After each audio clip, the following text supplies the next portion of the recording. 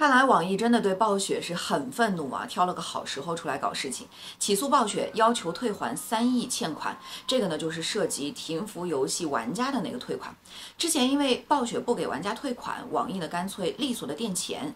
暴雪先是说了一堆为什么玩家考虑的话，然后表示说退钱要找网易，跟他们没关系，拿了充值的钱停服了，然后卷钱就要跑，这是明抢啊。那么关于这个退款呢，暴雪肯定是跑不了的。网易之前还代理了一款暴雪的新手游，叫做《暗黑破坏神不朽》，上线5个月就狂赚3亿美元，可以说这是暴雪目前的当家花旦了。那关键点就在这里，这张牌其实还捏在网易手里，只要暴雪不退款，那么网易就可以向法院申请冻结《暗黑破坏神》的收益。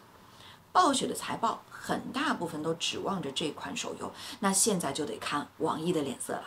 另外呢，网易起诉的时间节点也很妙啊，本周是微软对于暴雪调查的最后一周，要出收购调研报告了。现在起诉肯定会对于暴雪的估值以及经营风险的评估带来一定影响啊。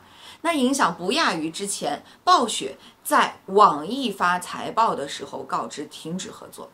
我觉得这也算是一报还一报了哈。其实说实话，就暴雪而言呢，哪怕长期找不到接盘代理，最多也就是下降点热度，但只要处理好了，以后找新代理只是时间问题，至少也能够小赚一笔。